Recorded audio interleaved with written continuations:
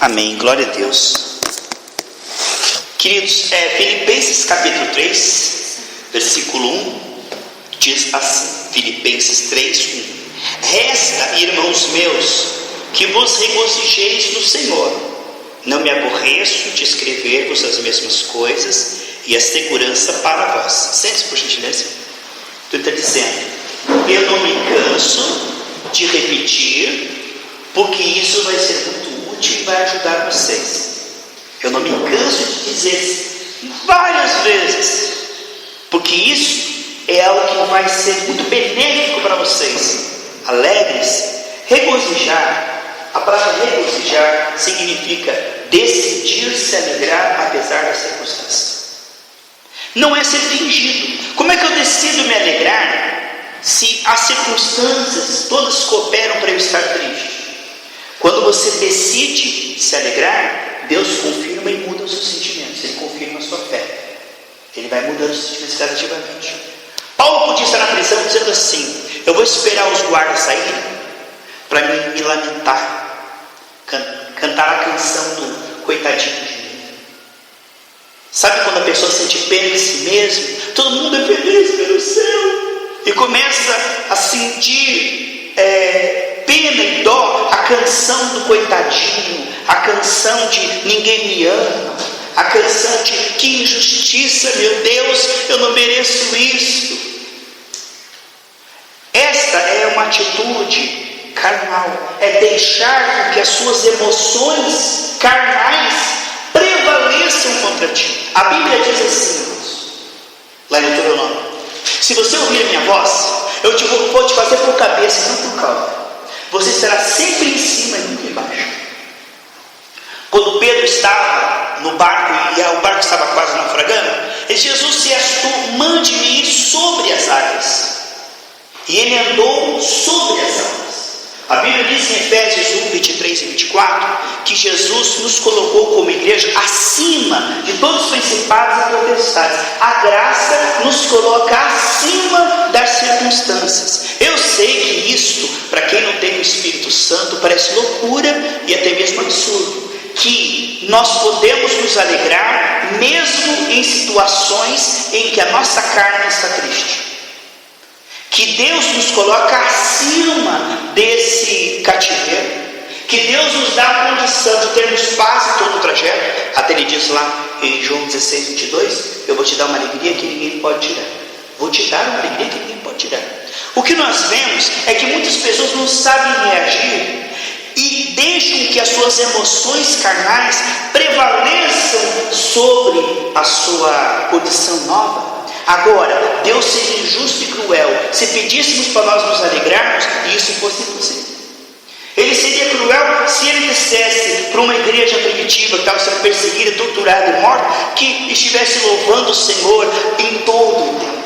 Sempre estará o seu louvor em os lábios, que estivesse adorando e se alegrando ao Senhor. Porque Paulo escreve uma carta da prisão, onde ele podia se dizer, ai gente, eu estou tão sofrido, ai a vida cristã é tão pesada, tão difícil, tenham pena de mim, porque eu sou miserável, porque eu estou sofrendo demais, gente, e começava a chorar e se lastimar. Não, ele escreve uma carta cheia de alegria, dizendo várias vezes, regozijem-se no Senhor, porque ele mesmo estava se regozijando, se deleitando. Sabe, Deus nos dá essa condição de primeiro vencermos aqui dentro.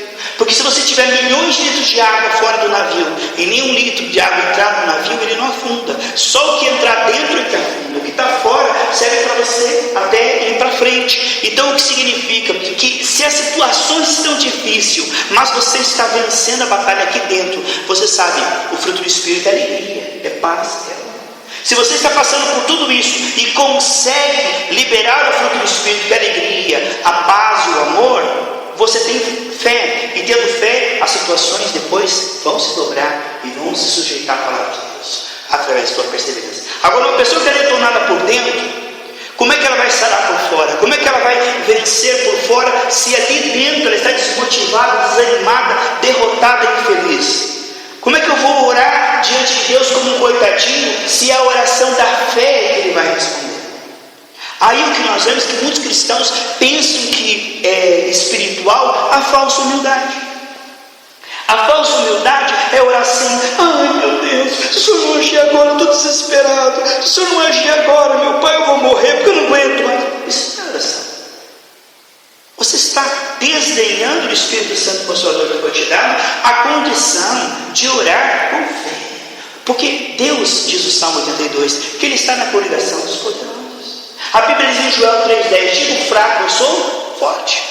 Então quando uma pessoa, você vê uma pessoa, você vai dizer, coitadinha dela, não existe cristão coitadinho. O que existe é cristão que se faz de coitadinho, porque lá na cruz Jesus nos fez mais do que vencedores de todas as situações. Nós temos essa condição do fruto do Espírito Santo de sermos sustentados em paz em qualquer circunstância. Não fosse assim, a salvação do Senhor não seria plena e poderosa. Se houvesse situações que esmagassem o crente, que desmotivassem o crente, a Bíblia diz que o justo nunca será abalado. A Bíblia diz que Deus nos manterá em perfeita paz, lá em Isaías 26:3. Aquele cuja mente está firme nas promessas, na presença do Senhor, naquilo que Ele é em Cristo.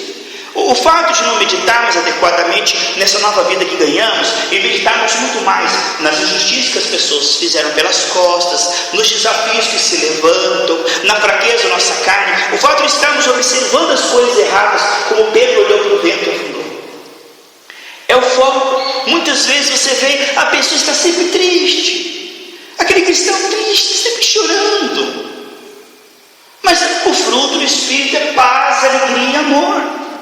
Não digo que você não possa chorar diante do Senhor. Quando a Bíblia diz assim, bem-aventurados que choram por serem consolados, não é chorar por causa dos seus problemas e que está sendo perseguido, é chorar pelos seus pecados, é chorar porque tem sede de uma comunhão mais profunda com o Senhor. Não é chorar porque, ai meu Deus, porque ninguém me ama, porque eu estou sofrendo, porque eu estou passando essa luta, essa perseguição. Isso não é lágrima de fé, isso é lágrima da carne. E tem muitas pessoas que vivem chorando, mas vivem chorando porque eles estão lamentando a sua própria sorte. Essa é uma lágrima em vão. Essa é uma lágrima que você está deixando com que a sua emoção carnal prevaleça quando te foi dada a condição do Espírito de vencer isso. Você sabe, foi nos dado para você estar acima disso, de passar pelo que passar com paz, com alegria. Eu não consigo perdoar isso. Você está se fazendo de incapaz, porque a Bíblia diz que Deus nos dá a condição do fruto da bondade, da generosidade. Essas coisas nos foram concedidas. Há uma vida que nós ganhamos, e essa vida que nós ganhamos, que não é cobrado de nós, mas que nós ganhamos, tem a característica de nos manter capazes de viver essa palavra, capazes de viver bem com qualidade. As situações não devem determinar o nosso humor. As circunstâncias, as pessoas, os problemas. O que deve determinar o nosso humor é o fruto do Espírito Santo. Porque tem pessoas que elas são psilotérmicas. Já viu? Tem o homotérmico e o psilotérmico. O homotérmico, a temperatura dele não depende do meio ambiente. A temperatura dele é feita pelo seu próprio calor do corpo. O homem é homotérmico, né? Agora, o psilotérmico, como o peixe, ele depende da temperatura ambiente para ele ter uma temperatura. Então nós não podemos ser crentes psilotérmicos. Se todo mundo sorri, nós sorrimos. Se passa uma dificuldade, estamos quietos no banco, já não adoramos mais, já dizemos, eu vou desanimar porque eu não vou mais na igreja. Qualquer perseguição, já estamos magoados, chateados, empurrados, já fazendo uma oração da macumba gospel, né? Senhora Légia, que tocou no jeito do Senhor. Sabe? É falta de sabedoria. Por quê? Porque nos foi concedido viver acima dessa mediocridade. Nos foi concedido, né? Como diz aquela história, né? Que um ovo de um patinho foi criado junto com os ovos da galinha, foi colocado lá, e ele foi criado ali junto com a galinha. E um dia deu uma vontade nele, ele foi e nadou. E a galinha, você não pode, se você vai na água, você morre, porque você não pega um pintinho, você não consegue, mas eu sinto que eu consigo, entendeu? Então, aí, outro também, um ganso que foi criado no meio da galinha. E ele estava ali, e de repente ele falou, apareceu um monte de ganso, falou assim, oi, vamos voar. Ele falou, não posso, eu sou filhote de galinha. Não, você é ganso, você pode voar sim, eu estou me explicar para você. Você está enganado contra a tua natureza, você é um ganso. E quando ele foi voar, mas depois, você não pode. Ele falou, eu posso. Então tem muita gente, você não pode, você não consegue, a tua carne diz, as situações dizem. sabe tudo, mas a Bíblia diz que você pode voar, que você pode entrar no oceano e não se afogar, que você tem uma nova natureza. Antigamente você não tinha essa natureza, mas lá em 2 Pedro capítulo 1, do 3 ao 5, diz que nós recebemos uma nova natureza. E essa nova natureza nos dá o fruto do Espírito, uma condição sobrenatural, que não vem por esforço. É uma nova vida que nós ganhamos, a qual, se nós tomamos isso e aplicamos, nós ganhamos em vida, diz Romanos 5,17. Então há uma vida que não é gerada pelo esforço e boa vontade, mas é uma vida que nós ganhamos. Temos que compreender o que é o Novo Testamento. O Novo Testamento é o seguinte: quando uma velhota rica morre, ela lutou muito, ela trabalhou, ela ralou, e ela pega e faz um testamento. Meu carro vai para tal, minha casa deixa para tal. Testamento é aquilo que a pessoa, antes de morrer, ela lembra dos seus queridos e ela coloca no papel um documento que ninguém pode alterar, um documento onde ela repassa tudo que ela ralou, suou e trabalhou e dá para as pessoas de graça. As pessoas não têm que fazer nada para receber aquilo, elas recebem de graça. Ela trabalhou e fez e adquiriu aquilo, mas quem vai receber só se conquistou aquela pessoa. Se ela gosta, ela pega e dá de graça. Então a Bíblia diz que tudo que nós temos, nós recebemos porque Jesus na cruz pagou com o seu sangue. Não é pelos nossos méritos que nós vamos para o céu, não é pelas nossas boas obras. Nós vamos para o céu por causa do Novo Testamento. É aquilo que nós ganhamos, porque o nosso irmão mais velho, Jesus, foi para a cruz, morreu e pagou. Como ele pagou, Deus nos concede tudo por causa da obediência de Cristo. E por que ele dá gratuitamente? Porque ele dá, porque a Bíblia diz que a igreja é a noiva de Cristo. Então tudo que é do noivo é repassado. Querido, eu vi um post que falava assim: se você realmente me ama, a moça diz assim, você não vai querer mudar nada em mim, só o meu sobrenome. Não é verdade? Então o que nós vemos é Cristo. Nós éramos João ninguém, hoje nós somos João de Jesus. Nós somos a família de Deus, nós pertencemos ao Senhor Jesus Cristo. Então nós, por pertencermos à família, passamos a adquirir o status de salvo, cidadão do céu, e temos uma herança gratuita pela morte de Jesus, que a principal parte dela é o direito de viver em paz, de amar os nossos inimigos, de conseguir impactar as pessoas com o Evangelho e levá-las à salvação, de conhecer cada vez mais a Deus. Então há uma nova vida proposta que nós vamos compreender, e quando nós compreendemos que nós ganhamos essa vida, Paulo escreve a visão: decidam se alegrar. Se ele diz decidam se alegrar, é porque existe essa capacidade de, estando preso injusto, de você se alegrar. Porque ele não diria decida se alegrar se você não pode se alegrar.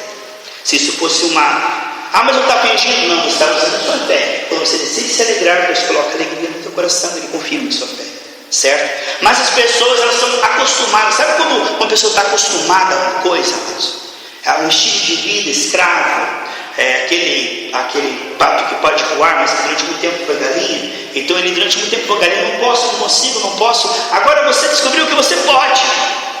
Então nós não podíamos porque nós não conhecíamos o que nos foi dado gratuitamente. Então nós vivíamos escravos das nossas emoções. Dá vontade de brigar? A gente brigava. Dá vontade de ceder ao pecado? Mas sentimento é mais forte que eu, pastor. Eu não quero comover. Sabe como é que eu sou dominado por esse sentimento, essa emoção ruim. Eu não quero ser nervoso, mas eu explodo. Eu não quero safadeza, mas quando eu estou fazendo isso aí porque eu sou fraco, sabe? A carne é fraca. Entende? A pessoa não compreende o recurso que foi agora dado pela presença do Espírito Santo, aonde ele é mais que isso. Antes ela não conseguia, porque ela estava sozinha. Mas agora foi dado a ela, foi concedido a ela a condição de decidir: eu não vou ceder a essa emoção. Essa emoção não é mais forte que a emoção de Deus na minha vida. Eu decido ser feliz. Sabe, amados, tem pessoa que decidiu ser triste. Pode acontecer. Se ela estiver numa mansão, ela está numa mansão triste. Aí ela conseguiu o iate, ela pega o óleo para o iate.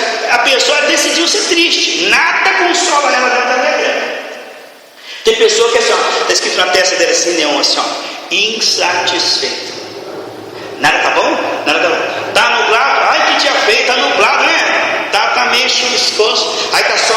Ai, que sol. Deus, que sol. Se tá um dia de chuva. Ai, essa chuva luminosa. Como é que vai agradar uma pessoa? Então tem pessoa que tudo ela reclama.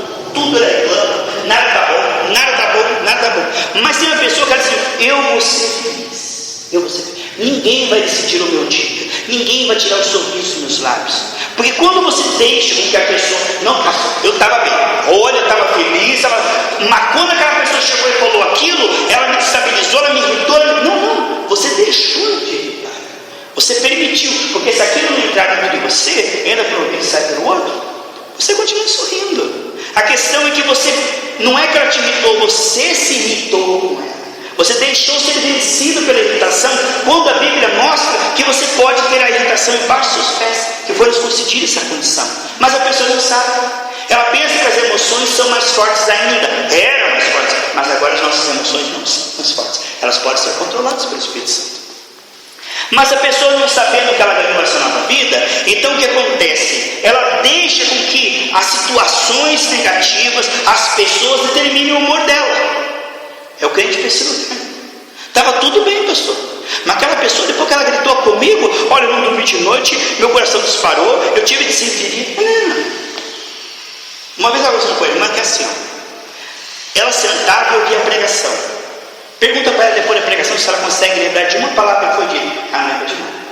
Tudo que é de Deus entra por aqui, sai por aqui, esquece. Mas chega uma pessoa e fala mal da família dela. Ela lembra, 14 dias ela fala com todo mundo, ela não dorme, ela começa a tremer, ela tem desinteria. Por quê? Porque ela guarda no coração aquilo que não é para guardar. A Bíblia diz que guardar no nosso coração o tesouro.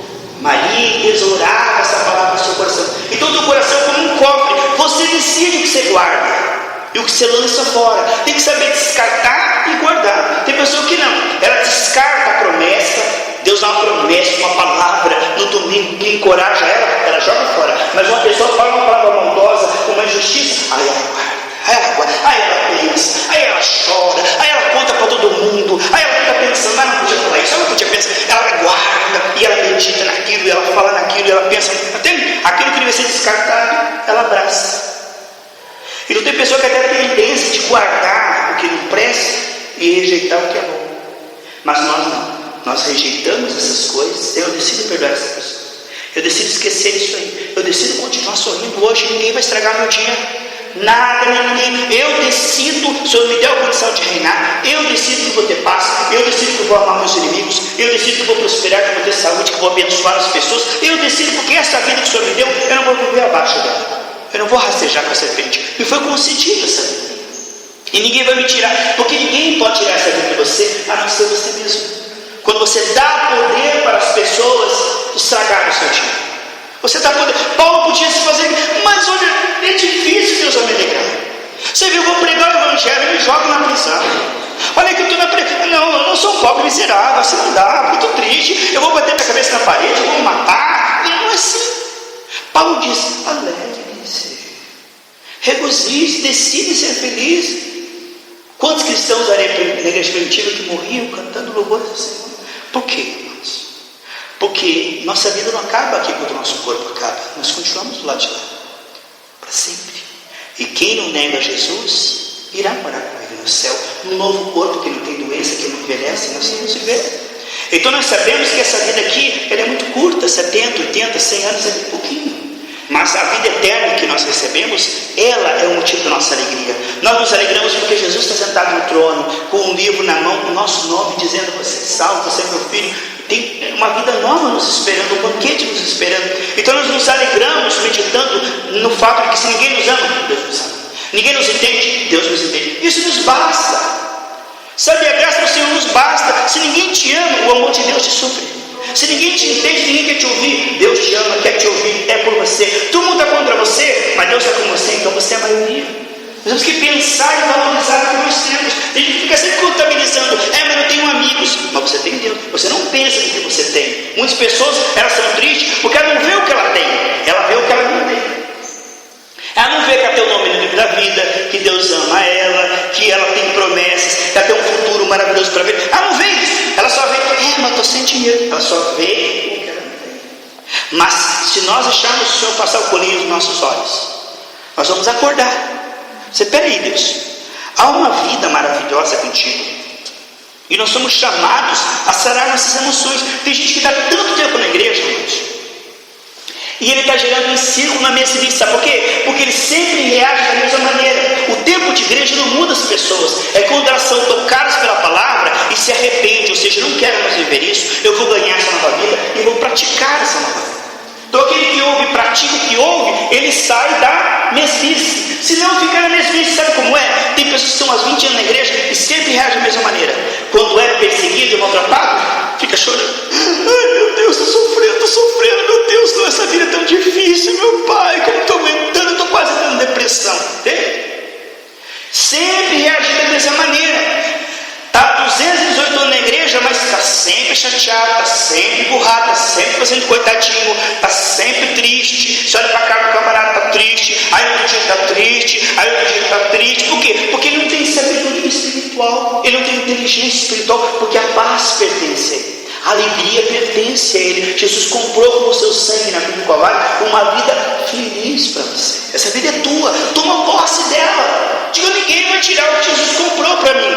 Mas a pessoa, ela não aprende, ela não é gerada pela graça e pela palavra, pelo amor de Deus. Então ela fica sem entendimento. Por exemplo, se um tio meu morre e deixa R$1.000, R$2.000, R$5.000 para mim, mas eu não sei, o que os olhos não vê, o coração não sente. Eu tenho lá em Apucarana 5.000, mas não estou sabendo, que adianta? Eu tenho, mas eu não usufruo, porque eu não sei. Quando eu não sei o que eu tenho, é como se eu não tivesse. Sabe por quê?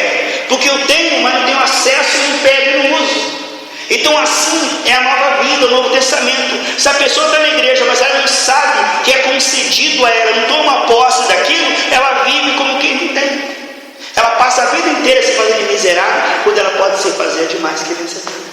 Ela vive a vida inteira se fazendo de tristinha, de vitiminha, de coitadinha. Tem dó de mim? Alguém tem dó de mim? Aqui, ó, eu estou chorando. Quem tem dó de mim? Alguém pode me consolar aqui, por favor? Entendeu?